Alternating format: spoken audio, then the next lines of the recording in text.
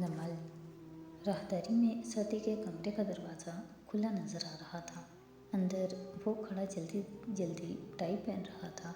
अभी मुकम्मल तैयार नहीं हुआ था और पार्टी शुरू होने में कम वक्त रह गया था। आगे चलते जाओ तो गोल मेज़ आती, अंदर मुड़ो तो लाउंज में ऊंची आवाज़ से टीवी चल रहा था। एक सोफे पे फारिस टांग पे टांग जमाए ग्रे कोट और गोल गले की सफ़ेद टी शर्ट में मलबूस बैठा बार बार घड़ी देखता और कभी नुसरत को ज्वेलरी पहनने के साथ साथ सैम और दोनों शादी को ज़ोर से डांट कर जल्दी निकलने का कह रही थी। फिर तोपो का रुख सामने बैठी खफा खफा सी घर के कपड़ों में मलबूस हुनैन की तरफ होता। कब तैयार होगी तुम? मामू कब से लेने आए बैठे हैं। वो सर झटक कर बड़बड़ा कर रह गई। नहीं जाना मुझे किसी पार्टी वार्टी में, बस इतना कहा था कि मुझे आज शाम अलीशा से मिलवाने के लिए उसके होटल में ले जाएं, मगर नहीं। नुसरत ने उसे नज़रअंदाज किया और लैंडलाइन फ़ोन उठाकर रिसीवर से कान लगाया। सेट घुटने पे रखा, नंबर डायल करते आवाज़ लगाई। साथी जल्दी करो, पुप्पो लोग पहुंच गए होंगे। फारिस ने चौंक कर नुसरत को देखा। वो लोग भी मधु हैं? सरसरी से पूछा। हुनैन ने कनखियों से फारिस का बेतासुर चेहरा देखा। नुसरत अब हमसाई खातून से फ़ोन पे बात करने लगी थी, मीठे नरम लहजे में। अस्सलाम वालेकुम भाभी। जी मैं ठीक। आपने सुबह कड़ी बेची थी, मैं शुक्रिया ही अदा नहीं कर सकी। जी आपने इतना तकल्लुफ़ किया। एक मिनट। रिसीवर के माउथ पे हाथ रखा, गुस्से से हुनैन को देखकर चिल्लाई। आहिस्ता करो टीवी की आवाज़, आग लगे इस टीवी को। मैं क्या कह रही हूँ हुनैन? मैं एक दफ़ा उठ गई ना, जूते लगा लगा कर हशर बिगाड़ देना है मैंने। हुनैन ने तलखी से रिमोट उठाकर ज़ोर से बटन दबाया। आवाज़ बंद। सारे अदाकार गूंगे हो गए। नुसरत वापस नरमी से फ़ोन पे बात करने लगी। वो इन भोली माओं में से थी जिनको पूरा यकीन था कि रिसीवर के माउथ पीस पे हाथ रख कर आवाज़ दूसरी तरफ नहीं जाती। फारिस ने आंखें सुकेड़ कर हन्ना को देखा। तुम्हारा मूड कैसे बेहतर होगा? इटालियन खाने से। अगर अब मैंने इटालियन खाने की तरफ आंख उठाकर देखा भी तो मेरा नाम हुनैन नहीं। वो काट खाने को दौड़ी। फिर अलीशा से मिलना है? मेरी दोस्त, मगर सब मसरूफ़ हैं। नुसरत ने बात करते करते झुक कर जूता उतारना चाहा, मगर सैंडल के स्टेप बंद थे। अब कौन खोले, वो भी इस ढीठ औलाद के लिए। वापस कड़ी नमा सुनाने लगी। फारिस ने मोबाइल निकाला, कान मिलाई। वारिस तुम और सारा आ रहे हो ना? ओके, आपा की तरफ आकर इन सब को ले जाओ। मैं हुनैन को उसकी दोस्त की तरफ लेकर जा रहा हूँ। मोबाइल बंद किया और हक्का बक्का बैठी हुनैन को देखकर आबरू उठाई। 10 मिनट है तुम्हारे पास, जल्दी तैयार होकर आओ वरना मैं जा रहा हूँ। नुसरत हैं करती रह गई और वो करंट खाकर उठी। बेयकीनी से फारिस को देखा।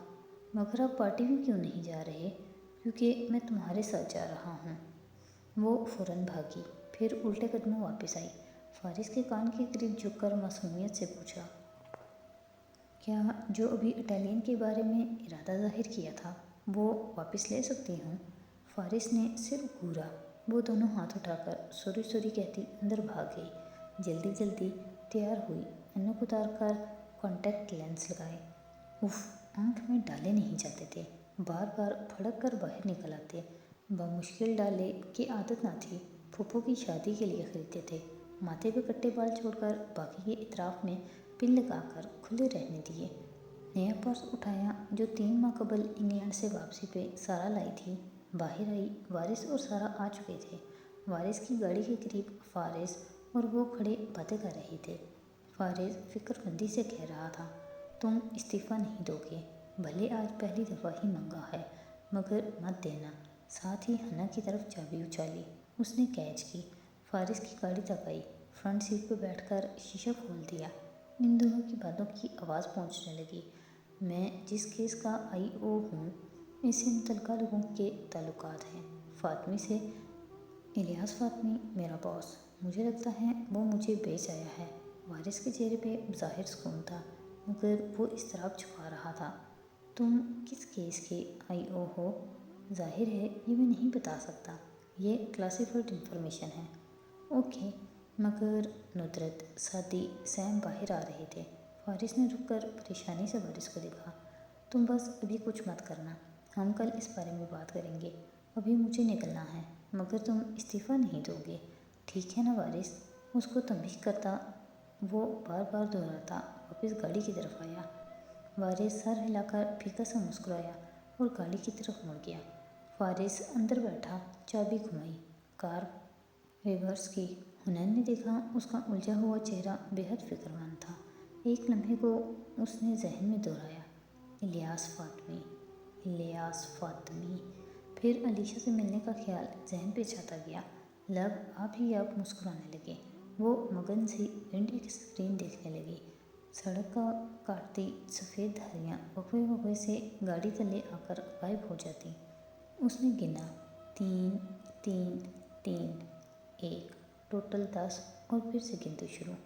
سونیا کی دوسری سالگرہ کی دعوت قصرِ کاردار کے لان کی بجائے لانگ روم اور ملحقہ ڈائننگ سن روم وغیرہ میں منعقد کی گئی تھی۔ سارے دروازے سلائڈنگ تھے، دیواروں میں گھسا دیے گئے۔ گھر کا گراؤنڈ فلور کھلا سا کمرہ بن گیا۔ مہمان ادھر ادھر ٹہل رہے تھے۔ شہرین داخلی دروازے پہ مسکرا کر مہمانوں کو ریسیو کر رہی تھی۔ فرشی جامنی میکسی میں ملبوس اپنا اضطراب چھپانے کی کوشش کرتی ادھر ادھر ہاشم کو تلاش کرتی، پھر مصروف ہو گئی۔ سیڑھیوں کے اوپر کمروں کے آگے بنی ریلنگ کے ساتھ سیاہ گاؤن میں ملبوس جواہرات کھڑی تھی۔ سرد گہری مسکراہٹ کے ساتھ ایک خاتون سے بات کر رہی تھی، بال سمیٹ کر بائیں کندھے پر ڈالے تھے۔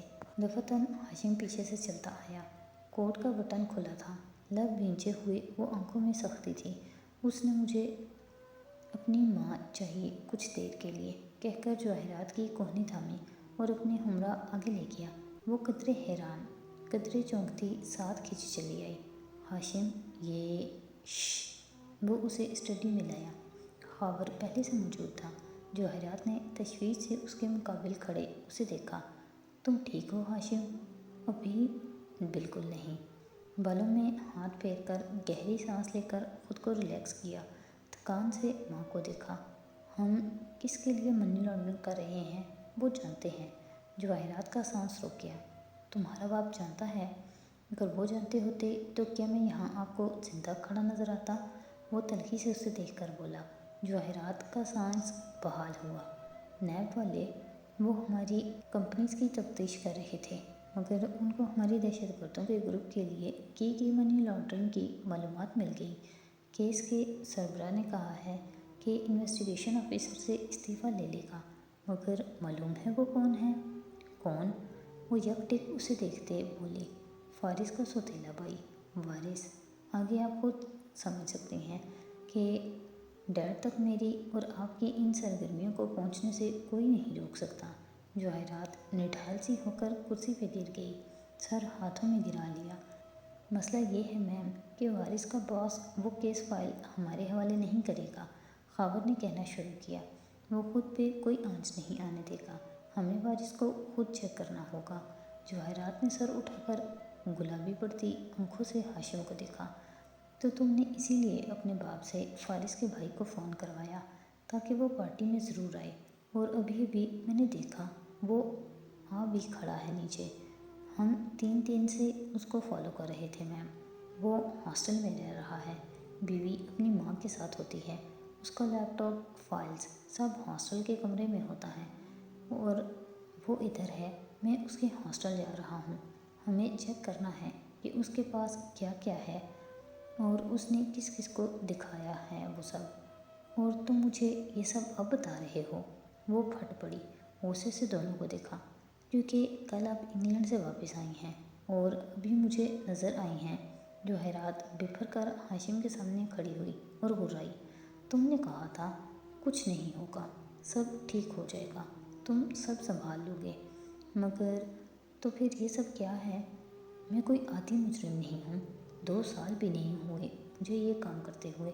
مجھے نہیں معلوم تھا کہ میں اتنی جلدی نظروں میں آ جاؤں گا۔ مگر جواہرات نفی میں سر ہلاتی اس کو سنے بغیر مضطرب سی بولی جا رہی تھی۔ ہاشم، हाशिम, इस सब को ख़त्म करो, उसका मुंह बंद करो, कुछ भी करो, मगर जल्दी। एक सख्त नज़र इन दोनों पे डालकर वो बाहर निकल गई। हाशिम फ़ौरन खावर की तरफ पलटा। उसको बिल्कुल भी मालूम नहीं होना चाहिए कि तुम उसके हॉस्टल गए हो। उसके जाने से पहले आ जाना, क्योंकि अगर उसे कुछ इल्म हुआ तो वो इंतकाम में आकर ऐसी जंग शुरू करेगा जो मैं नहीं चाहता। Yes sir. खावर उसके साथ बाहर निकला। दोनों सीढ़ियों के ऊपर रेलिंग तक आए। हाशिम ने नीचे देखा। दाखिली हिस्से पे शहरीन सारा से मिल रही थी।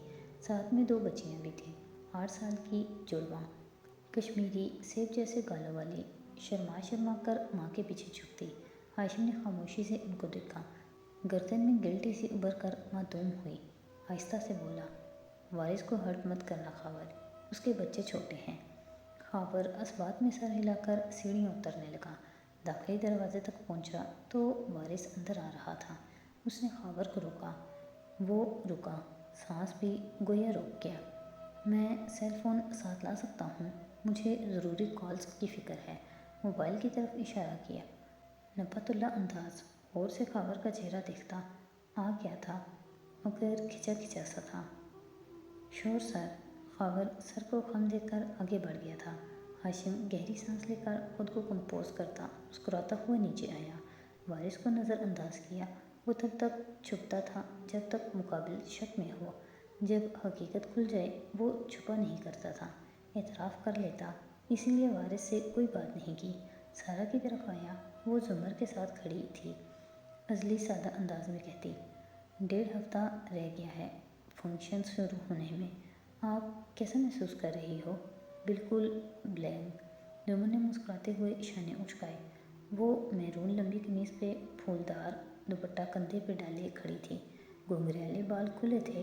हाशिम ने पुष्ट से उसके बाल देखे और घूमकर सामने आया। हेलो सारा। और हेलो डीए। जुमर ज़रा सा मुड़ी, मुस्कुराई, फुर्सत से उसे देखा। थैंक यू हाशिम, बहुत अरसे से आपने मुझसे कोई फेवर नहीं लिया। बहुत अरसे से मेरे किसी अजीज़ को क्रिमिनल लिटिगेशन की ज़रूरत नहीं पड़ी।